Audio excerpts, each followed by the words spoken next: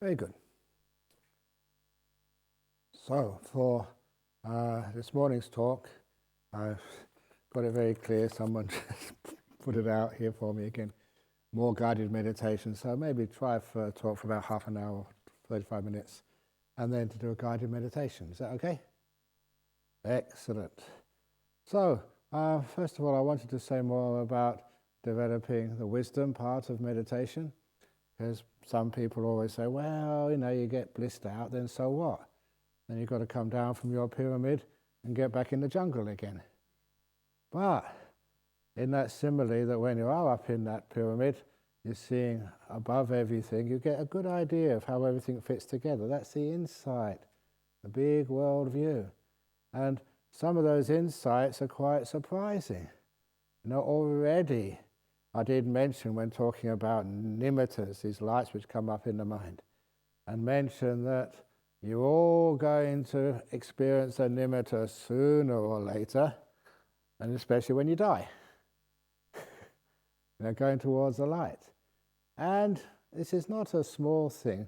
Anybody who does start to develop those nimittas, which are not that hard to get, when you get some good advice and you know how to relax and be peaceful, to relax to the max, then when those lights do come up, then you will actually find out that why do they come up? And it's obviously because you have your six senses, even in, let alone sort of Asian philosophy, even Western philosophy, which I can say this as a Westerner because they're quite arrogant in West. We always think that we developed and we invented philosophy, even though that even Pythagoras, who was not just a mathematician, was a philosopher. He is on record as saying he got all his philosophy from the Indians. So even the Greek philosophers, many of them just paid respect to their teachers, or rather their source of inspiration and knowledge, which came from much farther east than Athens, way over in India.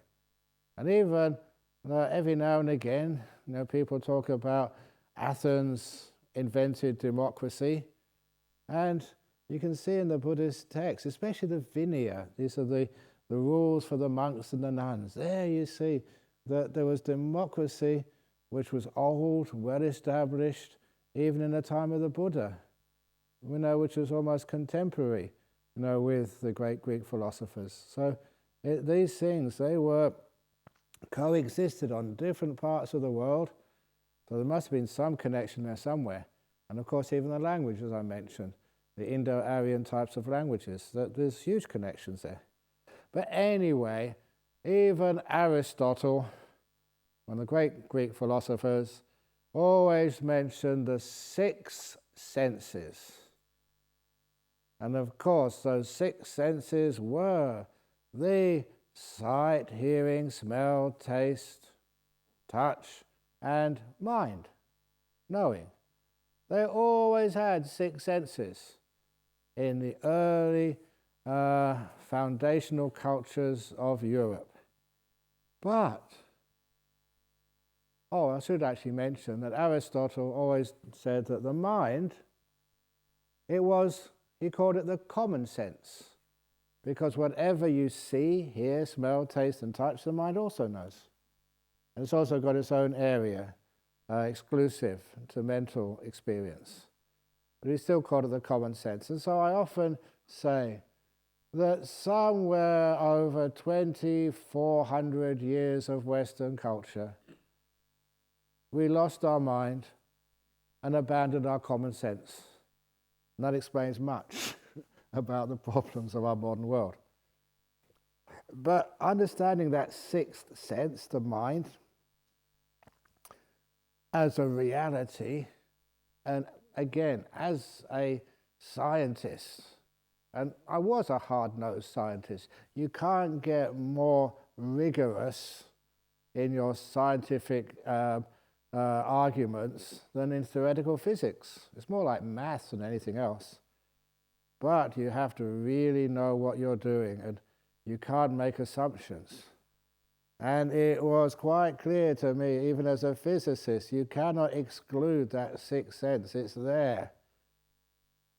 And it's a bit obtuse. In other words, just people are just refusing to see what's in front of their eyes. Even in quantum physics, most notably, a mind is there. And you can't sort of explain it away by some other byproduct of the brain. But anyway, we have those six senses, the five usual senses: seeing, hearing, smelling, tasting, touching, and the mind being the sixth. And in real life, usual life, not real life, but what we take as normal life, those five senses are dominant. You spend a lot of your time seeing, hearing, smelling, tasting, touching, and what you think about is just more of the same, working out the consequences of what you see, hear, smell, taste, and touch, or fantasizing about them, and just the whole language is about those five senses. But what happens when you meditate? You close your eyes. This is one thing which I discovered as a layperson when I was going to a Zen retreat. And in a Zen retreat, you had to, not only the fellow behind you walking with a stick, which was pretty scary, but I always had very good calm. I was always a very lucky person, to the point that when I was sitting in that Zendo early in the morning, and just I was sleepy, but my good karma was the man sitting next to me was more sleepy than I was. So he got hit first. And as soon as I heard that stick hitting somebody else, that got rid of all my sloth and topper for the whole weekend.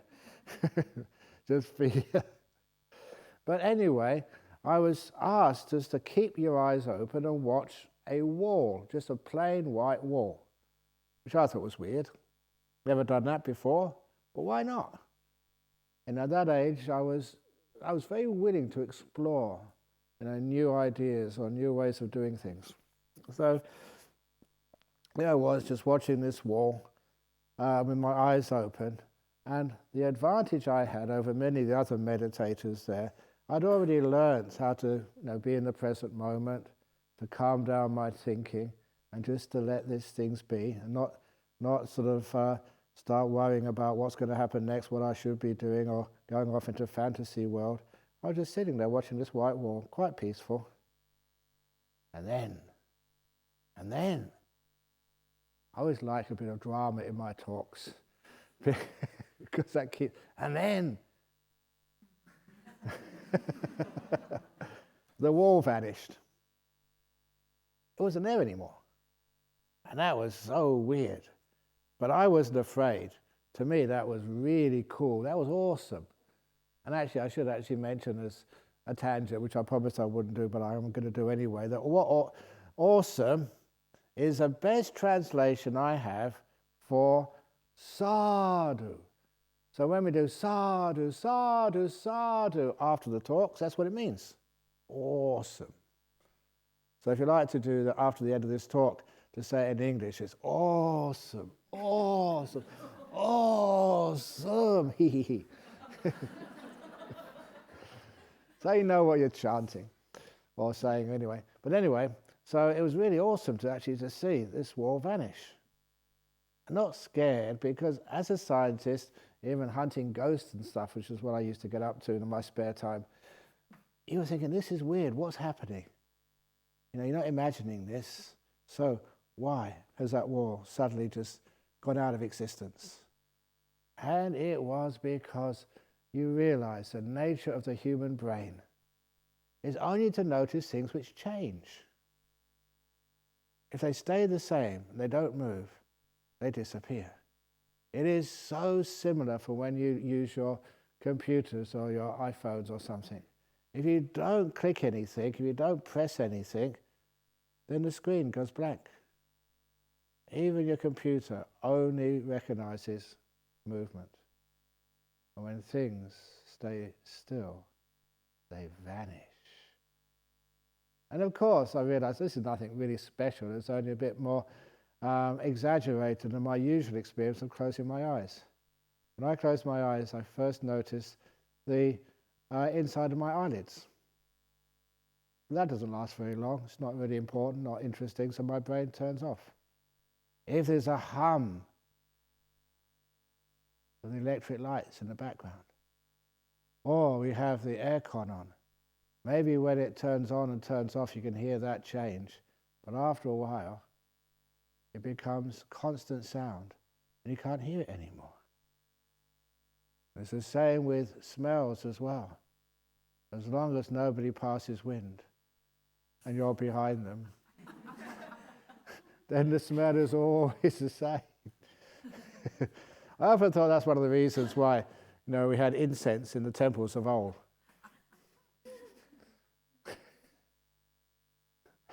All these ceremonies, like sitting on the floor instead of on chairs. That is one of the reasons, if you go to these old temples built years ago, they've all got these very highly polished wooden floors. But do you ever see the monks polishing them? No, they don't need to. All they need to do is have a retreat and have all of their especially their, older, fatter disciples sitting on the floor. Even to give talk, and they'd always fidget here and fidget there. And every time they fidget, they polish the floorboards. And after 100 years, you can imagine just how highly polished those floorboards are. But anyway, but when you're actually still, things vanish. And you realize that when nimittas happen, it's only because your five senses are turning off. They're vanishing. And what's left is your sixth sense, this mind. That's how it first manifests to you. That's how you first see it. And that's what happens when you die. Dying is your five senses turn off. Only when you die, they turn off for good. But what's left is this beautiful light, the mind. Now straight away, if you have a reasonably solid experience of nimittas, and you've got a brain, you know how to use it, you see, well, what is this nimitta? What is missing is the five senses, and this is what happens next. So any doubt you may ever have about what happens when you die, it's that question is answered.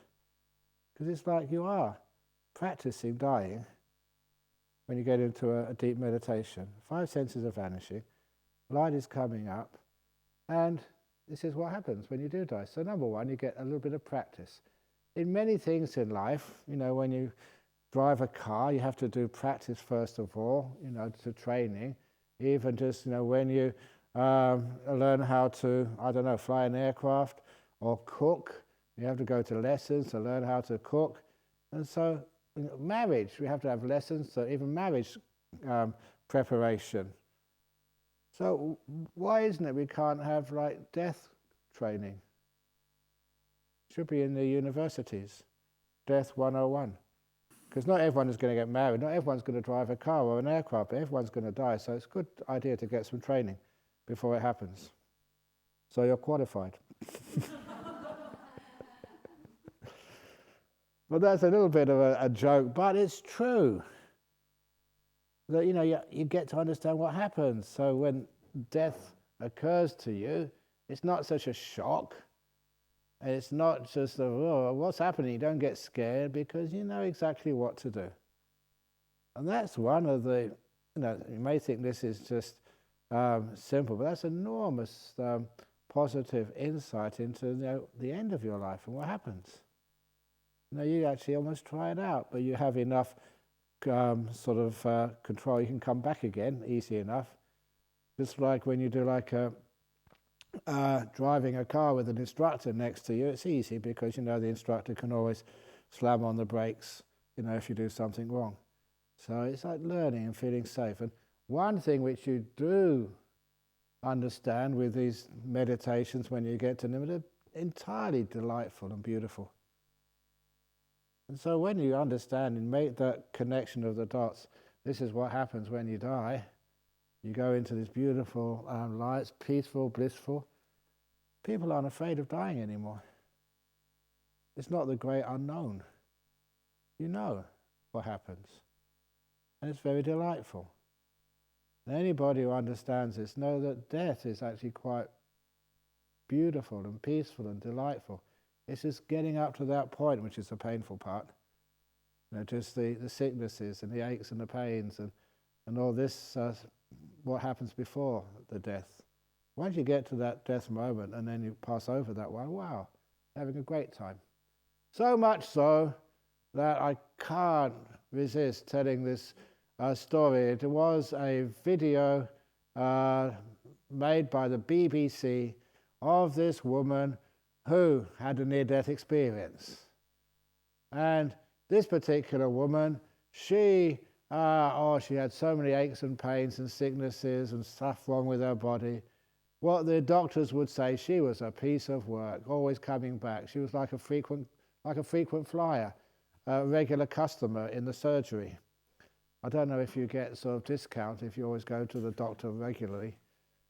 You do that in an aircraft, you get sort of upgraded. But eventually she died on the operating table, and obviously she came back afterwards. But she told the story, and the way she told the story with really strong emotions. And what she said is that when she passed away, that she floated off, so wonderful, so beautiful, no aches and pains in her body at all. It was like being like a person in a prison who was now free to fly. And she was having a wonderful time when the spirit came up to her and said, no, you've got to go back. It's not your time. And she was really upset. She said, no, I'm not going back. But you must. I refuse. But you have to. No, I am dead and I'm staying dead. And they had this big argument on, I don't know, the psychic plane, the bardo, I don't know what you used to call it, the astral plane. They had this big argument. She refused to go back into this really rotten old body. And he insisted she must go back. And she said, no, I'm not. And in the end, what she said, because obviously she did come back, that spirit somehow got hold of her and threw her back into her old body. And that's when she came to again. And at that point, that lady on camera, BBC documentary, her face screwed up into sheer rage, into fury.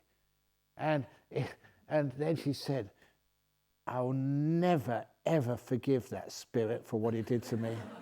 When I die next time, when I really die, when I do it properly, the first thing I'm going to do, I'm going to find him. And I've been planning what I'm going to do to him, because what he did to me was unforgivable. She wanted revenge. And that's a pretty accurate description of that video. And because so beautiful when she was dead. And when she was in sort of having to go back again, didn't want to. And this is actually the delight which you experience in those deep meditations. Gives you a taste of what's happening. And that changes a lot of how you feel when your loved one dies, or even your own fear of death. Because what are you afraid of? You're afraid of something you don't know. But now you've got some information. You know what happens. So, wonderful. You've done your job. You had a good life, done all your good karma. Now it's like going on holiday. Would you like to go on holiday? A really beautiful holiday, freedom, no work, no wife. Do you think you meet your wife after you die? You can't. Because when you have your marriage vows, what do you say? Till death us do part. So you're dead, so you must part. You've got to keep your vows. Otherwise you're breaking your promises. Anyway, just messing about. But anyway, so this is actually one thing you learn about the nature of even dying and death. And that's an incredible insight to know. And then you get all these sort of other types of insights and just, why do you have to work so hard? You always say you can't take it with you. Or maybe you can. can you take your wealth with you when you die? There was a lawyer, I think it was in Singapore, and he was a really, really smart lawyer, made a lot of money. So on his deathbed, you know what he did? He's figuring out how he can take his wealth with him. So he told his wife to get his 2 big suitcases, which he used when he went on holidays, and to go to the bank. He signed all the forms and fill them up with the highest denomination notes they possibly could, pack them up into those 2 bags, cash, and to put those notes, those 2 bags, in the attic above his bedroom, positioned right above his bed, so that when he died, he could grab the bags as he went up to heaven. And so the wife, just, it's a waste of time arguing, especially if your husband's a lawyer. He's a trade arguer. So anyway, so she did what she was told, and she put those bags in there, and soon he died. She did all the funeral stuff, and then she checked in the attic to see if the bags were still there. Of course the bags were still there. She knew they'd still be there. Said, silly old fool. If he'd have put the bags in the room below his bed, then he may have been able to catch them and carry them with him. Because I know which way he was going. Anyway, back to serious stuff. So at least you know about the nature of, also you know the nature of the body. Remember that lady, I keep on mentioning her, that Anita Murajani, who just, when she went into this deep meditation, when she was dead, it was a sort of a near-death experience going to the light. She came back with a lot of insight and understanding. The insight which comes from a really strong mind. I mean, really, the sort of mind that said you can look at that bamboo and wow, it's amazing just how much you can see there when your mind is awakened and empowered, when you have power mindfulness or superpower mindfulness. So hopefully, that's happened to you a few times. You just go out after the talk at night and you look at the stars and they just, like they've all been polished. So they look really, really bright and very clear. Or you taste the food and the cookers, I don't know what they've done today, but they've really excelled themselves. You taste the food and it's absolutely delicious. And of course, it's not the cook. It is, your clear mindfulness. You can see more, you can feel more, you can hear more. You can taste so much more deeply than usually. That's a sign that, your mindfulness is really powerful. And so if you have any problems you wish to solve, of course you can use penetrating mindfulness and you can have all sorts of amazing solutions. And so for her, what she saw was why she had cancer. And that's a pretty big insight. Why? And it's because she spent all her life trying to please other people. And always being like a perfectionist. And so then you come to actually see this and you come and get brainwashed by an Ajahn Brahm and say, you're good enough, come and relax to the max. But I've got so many things I've got to do. Relax to the max. But I can do much better. Relax to the max. It's good enough. You're a tree in the forest. You don't have to be perfect to fit in. You can be 70%. You don't have to get 100% every time in work or in life. And then if you haven't got a partner yet, why not? Because you're looking for Mr. Perfect. And of course, Mr. Perfect is looking for Mrs. Perfect. That's why you never meet them. So often with my marriage counseling, it's very easy. I just asked the husband, he said, are you perfect? Have you got many faults in you? He said, I've got lots of faults in me. And I asked his wife, you got lots of faults? Yeah, I've got lots of faults in me as well. There you go, you're a match. So when you lower your expectations of your partner, you're much happier. When you lower your expectations of yourself, you're much more successful. This executive, she put it so beautifully. She said, in my life, this is my problem. Just to sum it up very easily, this is where I am in my life, in my professional career, in my relationships, in my spirituality, I'm here. And this is where I know I should be. I can be here. I should be here, but I'm always down here. And every time I try and push myself up to where I should be, I just fall back down again. He said, that's my life, she said. And so I said, the solution is obvious and easy. If this is where you are, and this is where you want to be, how about, instead of trying to push where you are to where you think you should be, how about lowering where you are, lowering where you should be to where you actually are? When those two meet, then you're at peace. Problem solved. Well, the Buddha said, suffering is the separation between where you are and where you want to be. That gap is called suffering. Where you are and where you want to be. Oh yeah, we strive sometimes just because we're nuts. We aspire sometimes because that's what the world expects of us. But then after a while you think, where I am, that's where I want to be. I'm really sleepy. What's wrong with being sleepy? Enjoy it. Who do you think you are, thinking that you can be enlightened in just one retreat? That's pretty arrogant. So forget it and just relax and enjoy. Then you get enlightened. So we just learn how just to be. Oops. Yeah, I should actually strive to finish in time and keep my promises.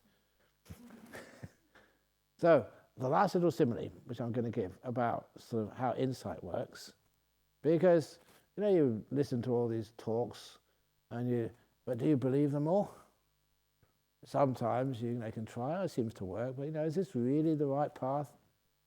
So there's something which we call doubt, and that's we need some insight to overcome that doubt, because you can't just believe what's in books. Even if you read the teachings of the Buddha, you don't actually read what the Buddha taught because you're just reading a translation.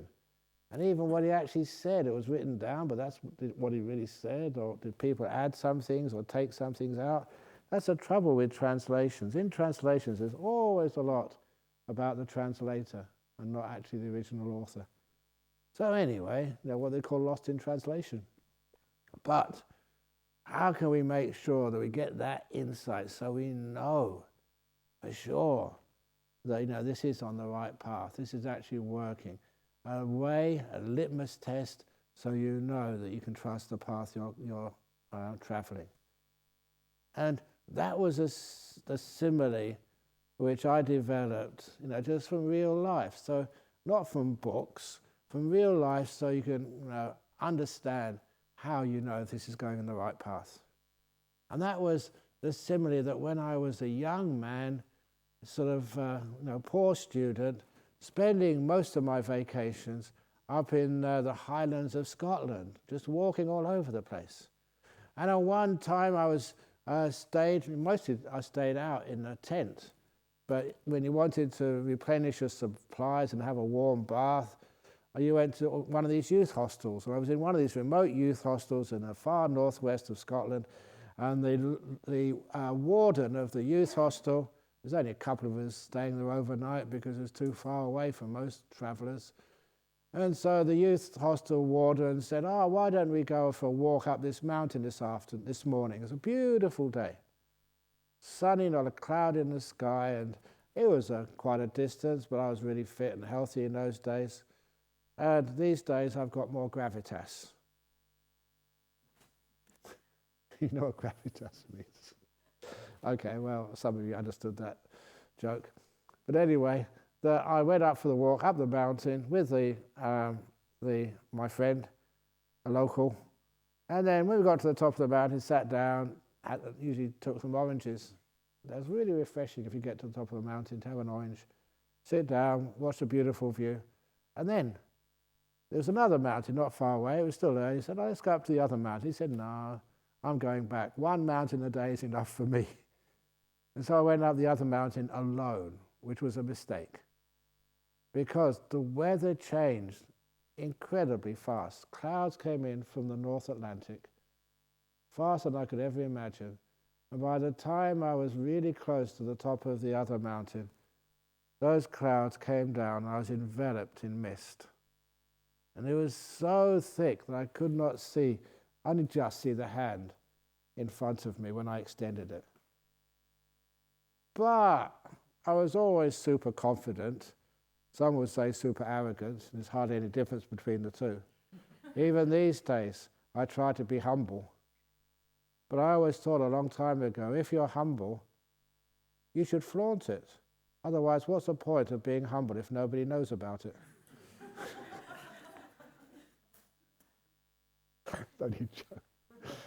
But anyway, so I was arrogant. I thought, this is no problem. I know the way I came. So I retraced my steps. And I really got a shock because I almost fell over, literally one step away from falling to my death. There was a cliff right in front of me, one step away. And later on, I looked at the maps. There's only one cliff that depth, and that was totally the opposite direction I thought I was going in.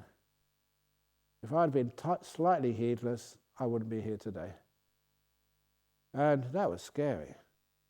And I knew that those mists sometimes lasted for days.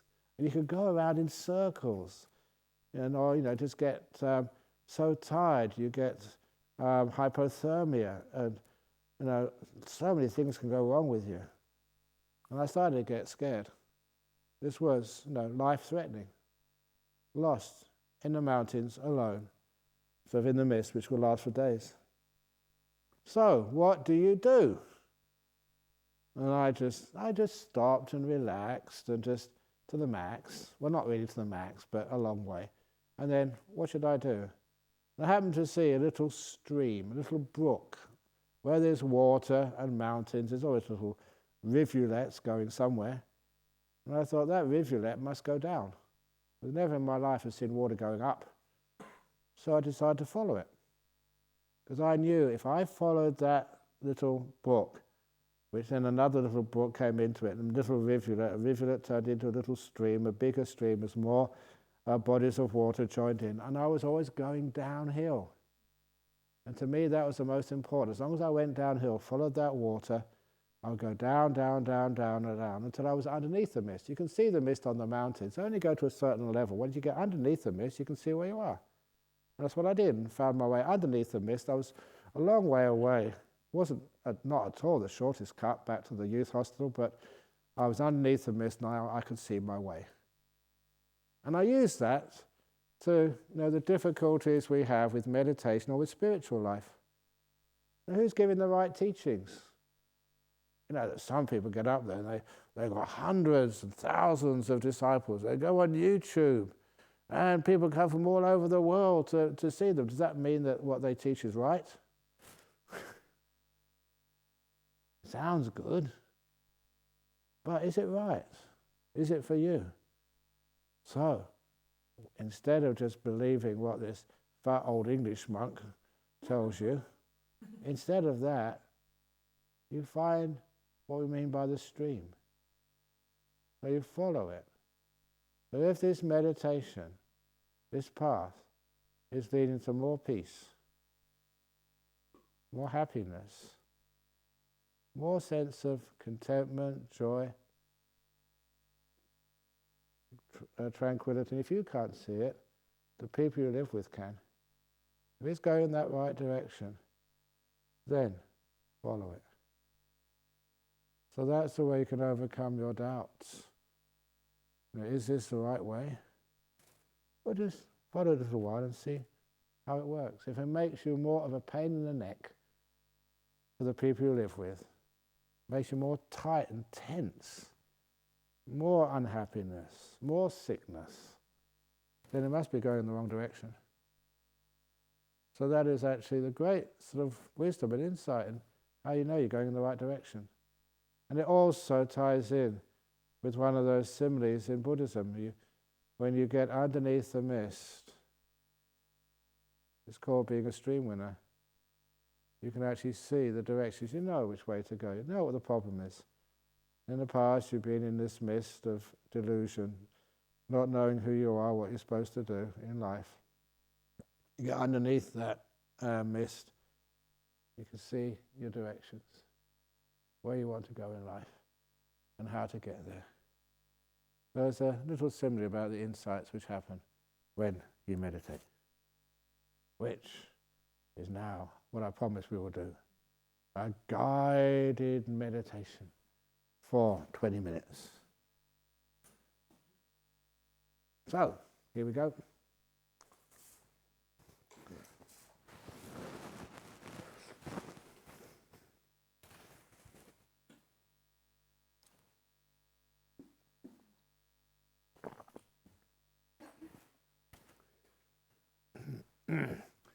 Now, in this particular guided meditation, many times people ask the question, yeah, I know I should let go. I know letting go is the key to meditation and happiness, but how do I let go? Ajahn Brahm, I know I should do, but how am I supposed to let go? So this is a letting go meditation. So close your eyes. I just noticed, because I said this earlier, when you close your eyes, you can see the inside of your eyelids. Have a look, and they're there. But after a while, you won't be able to see them anymore. The sense of sight will turn off. Stillness. Things don't move, and the brain feels there's no business there. So we'll turn to something else.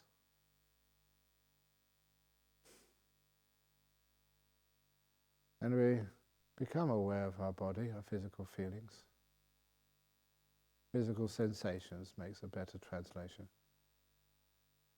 And how are they?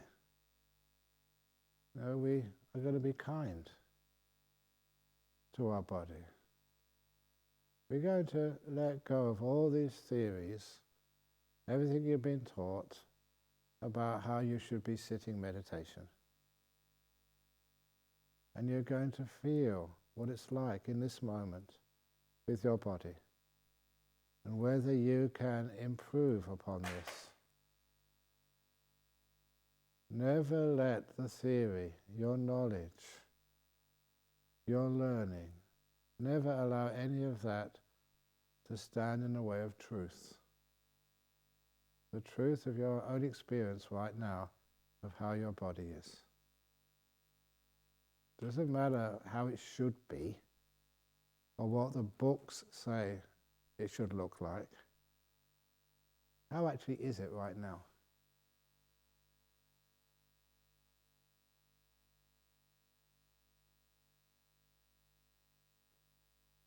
Once you're with your body, then you can be kind to it. It's almost as if you look at your body like somebody else, a friend, like a twin. You always go around with them. But a lot of times we treat our body like a slave, or like a maid who does the housework for us. Now, we treat our body with respect, like a friend. Body, how are you? What can I do for you? Do you want to be adjusted or scratched, or do you want to be moved? And just for example, my right leg says, yeah, no, you can make me more comfortable than this, so I'm going to adjust my sitting posture.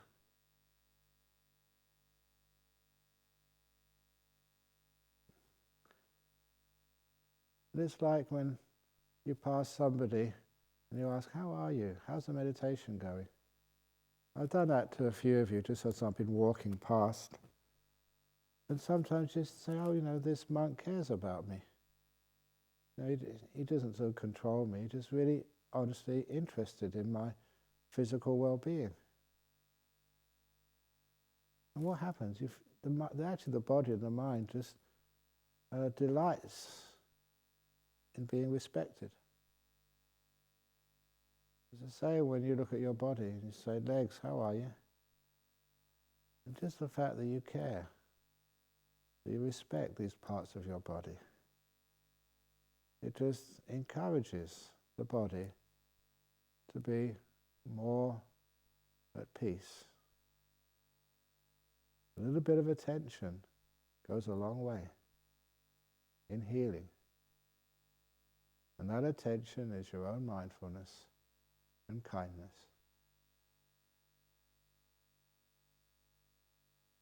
I'm aware and kind to my legs.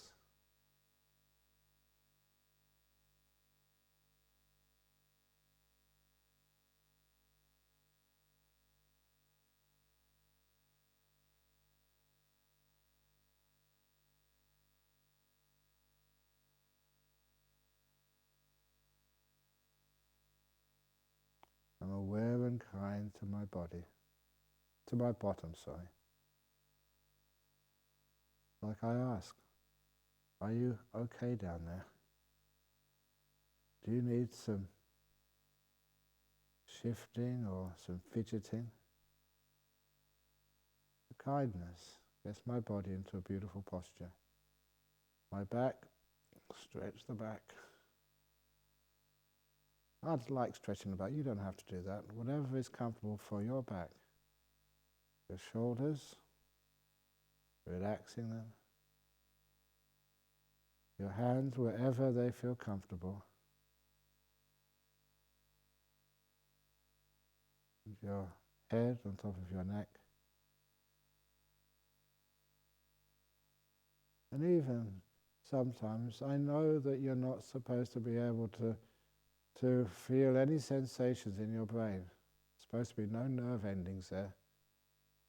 But I just imagine my brain inside my skull sometimes works way too hard.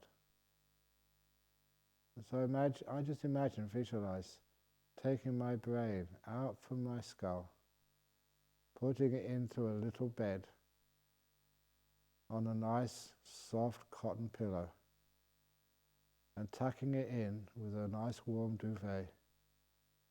And say, brain, you take a rest too now. You've worked too hard. Relax. Even though it's an impossible simile to do in real life, still it actually works for me.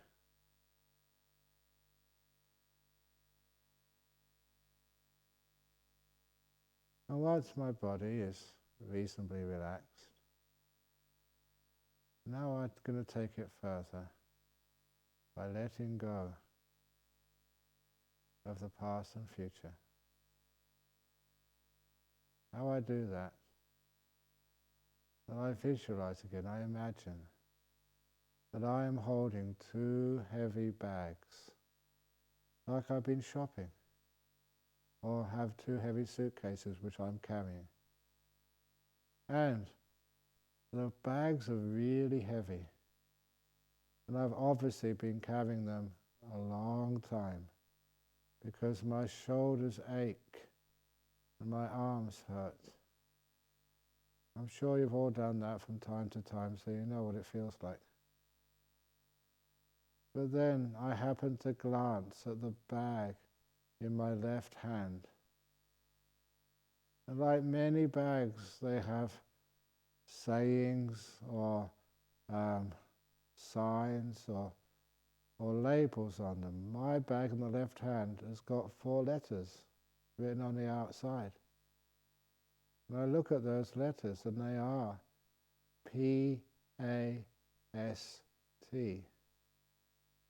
the past. Because this is the bag in which I put all my memories, mostly bad ones, but also some good ones as well, buried there amongst all of those problems and difficulties from my past. And that bag is full, jam-packed, with all my memories, both good and bad. And I've been carrying them for far too long. just like a real bag, you carry it for so long, makes your arms ache and your shoulders hurt. This bag of the past, it makes my heart tired and my brain weary. And then I notice the bag in my right hand. That too is full to almost bursting.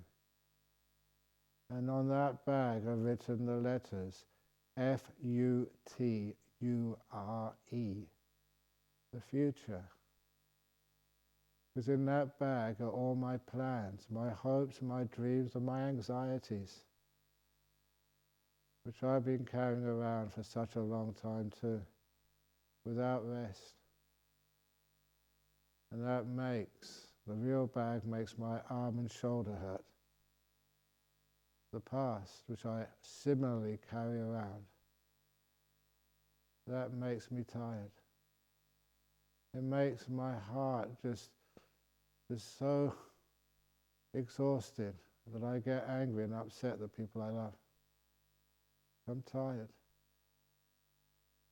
Carrying around the past and the future without rest.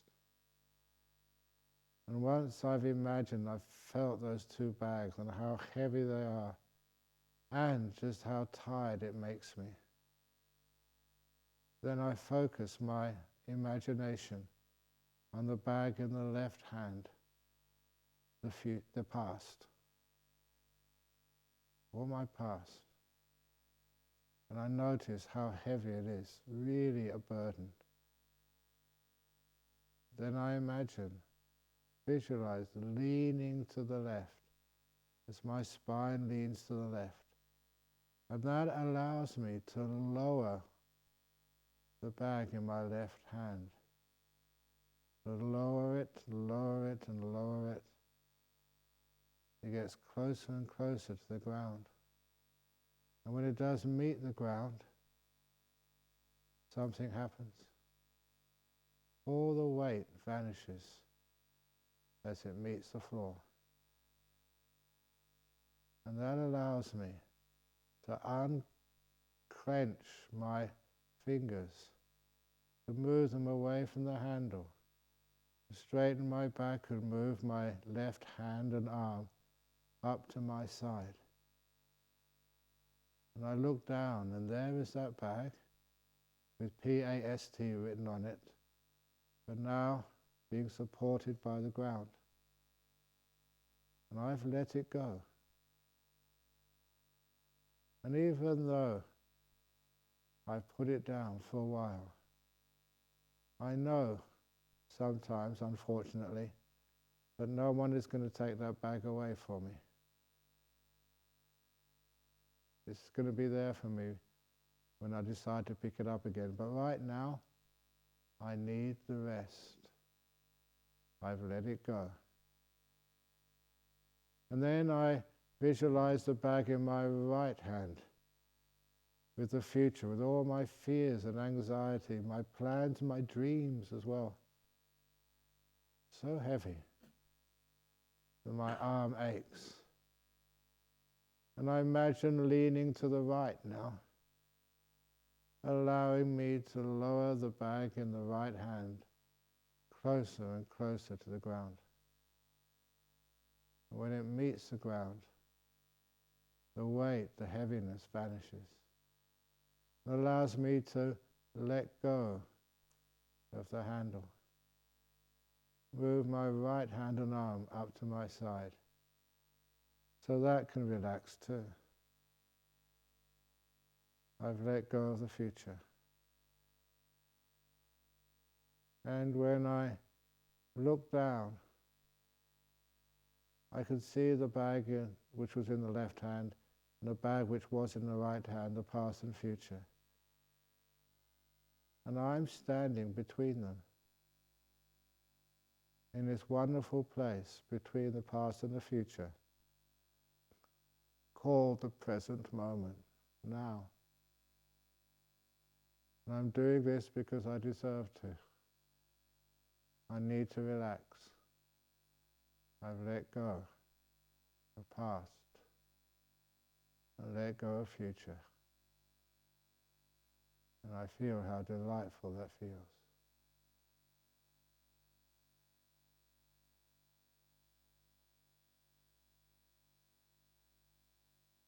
And throughout the meditation, I resolve I'm not going to pick up those bags until the meditation is completed. It will be in about 5 minutes. I will now be quiet.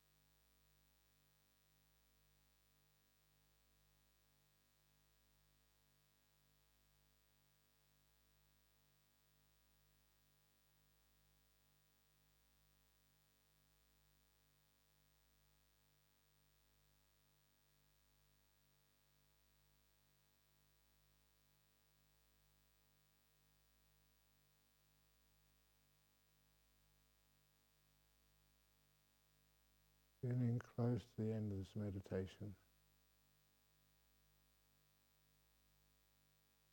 do you really want to pick up those bags? Or are you happy to leave them down there a little longer?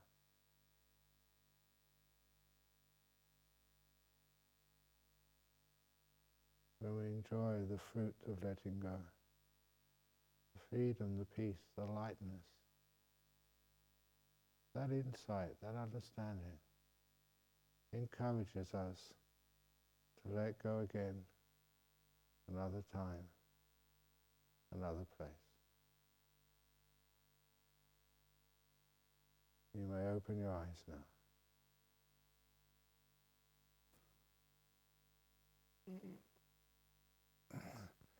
Let's see, visualization of the shopping bags. And if you're like me, you don't go shopping.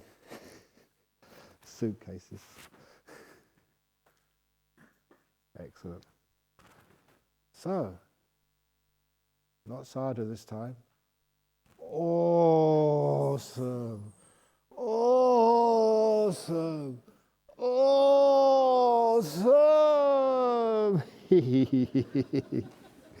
Actually, sadhu sounds better, but I thought I'd put it that way.